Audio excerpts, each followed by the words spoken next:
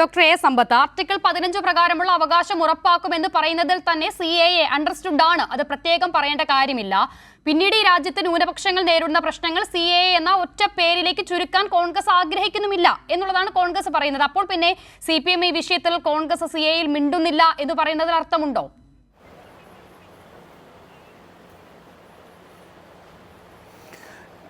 നമ്മൾ 18ാമത് ലോക്സഭയിലേക്ക് നടക്കുന്ന ഈ തെരഞ്ഞെടുപ്പ് നാളിതുവരെ നടന്നിട്ടുള്ള തെരഞ്ഞെടുപ്പ് എല്ലാ തെരഞ്ഞെടുപ്പുകളും പ്രാധാന്യമുള്ളത് തന്നെയാണ്. പക്ഷേ ഈ തെരഞ്ഞെടുപ്പിന് മറ്റൊരു പ്രത്യേകത കൂടിയുണ്ട്. ആ പ്രത്യേകത എന്നുള്ളത് ഇന്ന് ഈ RSS അതിൻ്റെ ശതാബ്ദി ആഘോഷിക്കാൻ പോവുകയാണ് 2025 ആകുമ്പോൾ.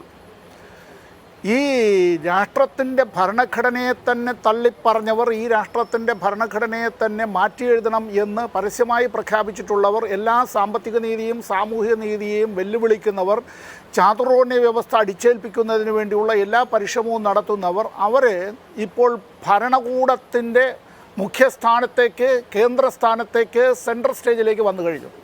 ഞാൻ എന്താ ഇത് പറഞ്ഞതെന്ന് ചോദിച്ചാൽ, ഞാൻ അധിക നേരം എടുക്കുകയല്ല. പ്രൊഫസർ റോണി പറഞ്ഞതിനോട് ഞാൻ അദ്ദേഹത്തോടുള്ള എല്ലാ സ്നേഹവും ബഹുമാനവും, അത് ഇനി സംസാരിക്കാനുള്ള ശ്രീ ലാലിനോടുമുള്ള സ്നേഹവും ബഹുമാനവും നിലനിർത്തിക്കൊണ്ട് തന്നെ ഇക്കാര്യത്തിൽ CPIMൻ്റെ വ്യക്തമായ നിശ്ചയദാർഢ്യത്തോടു കൂടിയുള്ളൊരു നിലപാടുണ്ട്. ആ നിലപാടെന്താണ്? CPIMൻ്റെ പ്രകടന പത്രികയിൽ അസന്നിഗ്ധമായി പറഞ്ഞിട്ടുള്ള കാര്യം, ഈ CAA പൗരത്വ നിയമ ഭേദഗതി, UAPA, അതുപോലെ തന്നെ ഇന്ന് നിലവിലുള്ള ഭേദഗതി ചെയ്യപ്പെട്ട് വന്നിട്ടുള്ള prevention of money laundering act, അതുകൊണ്ടാണ് എൻഫോഴ്സ്മെൻറ്റ് ഡയറക്ടറേറ്റിനെ ഈ വിധത്തിൽ BJPയുടെ ഒരു ഗൂണ്ടാപ്പടയായി രാഷ്ട്രീയ പ്രതിയോഗികളെ വകവരുത്തുന്നതിന് വേണ്ടി, അവരെ വഴിക്ക് വരുത്തുന്നതിന് വേണ്ടി, ഭീഷണിപ്പെടുത്തുന്നതിന് വേണ്ടി ജയിലിലേക്ക് പോകുന്നുവോ അല്ല BJPയിൽ ചേരുന്നുവോ എന്നുള്ള ചോദ്യം അത്തരത്തിൽ ഉന്നയിക്കുന്നതുമായി ബന്ധപ്പെട്ടല്ല. ഈ ജനവിരുദ്ധ നിയമങ്ങളെല്ലാം റദ്ദാക്കും എന്ന് CPIM പറയുന്നു. മറ്റേതൊരു പാർട്ടി അത്തരത്തിൽ പറയുന്നു? CPI അല്ലാതെ, CPIMും CPIയും അല്ലാതെ. ഇക്കാര്യത്തിൽ പ്രധാനപ്പെട്ട മതനിരപേക്ഷ പാർട്ടിയാണെന്ന് സ്വയം അവകാശപ്പെടുന്ന കോൺഗ്രസ് ഇവിടെ നിശബ്ദത പാലിക്കുകയല്ലേ? 1. 2, ഇന്ത്യൻ ഭരണഘടനയുടെ അനുച്ഛേദം 370, ആ അനുച്ഛേദം 370 അനുസരിച്ചാണ് ജമ്മു കാശ്മീരിനൊരു പ്രത്യേക പദവി നൽകിക്കൊണ്ട്, എനിക്ക് ഇത് സമയച്ചുരുക്കം കൊണ്ട് അതിൻ്റെ നാൾവഴികളെല്ലാം പറയാനായി കഴിയില്ല. ജമ്മു കാശ്മീർ സംസ്ഥാനത്തെ ജനങ്ങൾക്ക് അങ്ങനെ ഒരു പ്രത്യേക പദവി ആ സംസ്ഥാനത്തിന് നൽകിക്കൊണ്ട് തന്നെയാണ് നാം ഈ accession, the treaty of accession അങ്ങനെ ഒപ്പിടുന്നത്. അല്ലായിരുന്നുവെങ്കിൽ അത്തരത്തിലൊരു ഒപ്പിടൽ അവിടെ നിന്നുണ്ടാവില്ല. അത് രാജാ ഹരിസിംഗിനെ കൊണ്ട് ഒപ്പിട്ടു എന്ന് പറയുമ്പോഴും അന്ന് അവിടെ നിലവിലുണ്ടായിരുന്ന രാഷ്ട്രീയമായ സംഘർഷാവസ്ഥയും സങ്കീർണമായ സാഹചര്യങ്ങളും, അവിടുത്തെ ജനങ്ങൾ ഇന്ത്യയോട് ചേരാൻ തന്നെയാണ് ആഗ്രഹിച്ചത്. അവർ പാകിസ്ഥാനിലേക്ക് പോകാനല്ല ആഗ്രഹിച്ചത്. അങ്ങനെ ചേരുമ്പോൾ അതിൽ ഇന്ത്യയിൽ മതവിശ്വാസം കൊണ്ട് മുസ്ലിങ്ങൾ ഭൂരിപക്ഷമുള്ള ഏക സംസ്ഥാനം ജമ്മു കാശ്മീരാണ്.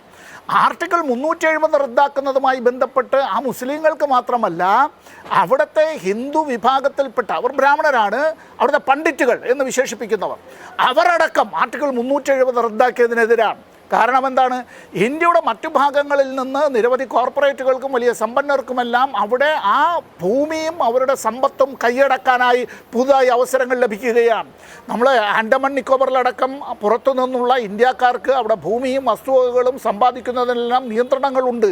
അതുപോലുള്ള നിയന്ത്രണങ്ങൾ തന്നെയാണ് ജമ്മു കാശ്മീരിലുള്ളത്. ആർട്ടിക്കിൾ 370 റദ്ദാക്കിയതുമായി ബന്ധപ്പെട്ടത് അവിടെ പാർലമെൻറ്റിൽ ഈ ലിസ്റ്റ് ഓഫ് ബിസിനസ്സിൽ പോലുമില്ലാതെ ഇന്ത്യയുടെ ആഭ്യന്തര വകുപ്പ് മന്ത്രി ഇങ്ങനെ ഞാൻ കീശയിൽ നിന്ന് ഇങ്ങനെ വലിച്ചെടുക്കുന്നതായ ഒരു കടലാസ് കഷ്ണം പോലെ ഒരു കടലാസ് കഷ്ണം വലിച്ചെടുത്ത് രാജ്യസഭയിൽ അദ്ദേഹം വായിക്കുന്നതോടുകൂടി 29 സംസ്ഥാനങ്ങൾ 28ആയി ചുരുങ്ങുകയും അത് വെട്ടിമുറിക്കപ്പെടുന്ന ഒരു ഭാഗത്തിന് തിരഞ്ഞെടുക്കാൻ, തങ്ങളുടെ MLAമാരെ തിരഞ്ഞെടുക്കാനുള്ള അധികാരവും അവകാശവും ഇല്ലാതാവുകയും ചെയ്യുകയാണ്. അത് കേന്ദ്രഭരണ പ്രദേശമായി മാറുകയാണ്. അവിടെ സംസ്ഥാനമായി തങ്ങൾക്ക് MLAമാരെ തിരഞ്ഞെടുക്കുന്നതിനുള്ള അവകാശത്തിന് വേണ്ടി അവിടെ ഇപ്പോൾ പ്രക്ഷോഭത്തിലാണ് ജനങ്ങൾ. ലഡാക്കിൽ ആണല്ലോ.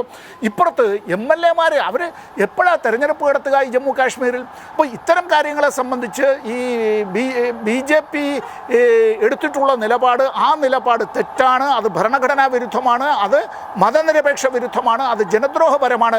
ഇതിനെ ചോദ്യം ചെയ്യുന്നവരെല്ലാം രാജ്യദ്രോഹികളെന്നും രാജ്യവിരുദ്ധരെന്നും മുദ്ര കുത്തുകയാണ്. അങ്ങനെ മുദ്ര കുത്തുന്നുവെങ്കിൽ ഞങ്ങൾ ചോദ്യം ചെയ്യുന്നു CPIM, ഞങ്ങളെ മുദ്ര കുത്തിക്കോളൂ, രാജ്യവിരുദ്ധരെന്ന്, ദേശവിരുദ്ധരെന്ന്, ദേശീയ ദുഷ്മനെന്ന് ഒക്കെ മുദ്ര കുത്തിക്കോളൂ. അല്ലാതെ കോൺഗ്രസ് ഇക്കാര്യത്തിലും മൃദു ഹിന്ദുത്വ സമീപനം കൈക്കൊള്ളുന്നു പറയുന്നത് ഞങ്ങളുടെ മാത്രമായ ഒരു പരാതിയല്ല. കേരളത്തിലെ ഒരു പ്രധാനപ്പെട്ട മാധ്യമത്തിന്, അച്ചടി മാധ്യമത്തിന് ശ്രീ പി കെ കുഞ്ഞാലിക്കുട്ടി നൽകിയ ഒരു അദ്ദേഹത്തിൻ്റെ അഭിമുഖത്തിൽ 2 ആഴ്ച മുമ്പ് പറയുകയുണ്ടായി, കോൺഗ്രസ് പലപ്പോഴും മൃദു ഹിന്ദുത്വ നിലപാട്, ഹിന്ദുത്വയും ഹിന്ദു എന്നുള്ളതും രണ്ടും രണ്ടാണ്, ISIS-ഉം ഇസ്ലാമും തമ്മിൽ ബന്ധമില്ല എന്നുള്ളത് പോലെ തന്നെയാണ്. ഈ വിധത്തിൽ ഇങ്ങനെ വർഗീയ രാഷ്ട്രീയം വെടിമരുന്നായി ആളിക്കത്തിക്കാൻ ആഗ്രഹിക്കുന്ന RSSന്റെ രാഷ്ട്രീയ ചട്ടുകമായി BJP മാറുമ്പോൾ ചെറുക്കുക തന്നെ ചെയ്യണം. ആ ചെറുക്കാനുള്ള നെഞ്ചുറപ്പ്, അതിനുള്ള ധൈര്യം കോൺഗ്രസ് കാട്ടണം. കാട്ടുന്നില്ല, പ്രകടന പത്രികയിൽ അതില്ല എന്നുള്ളത് കൂടിയാണ്.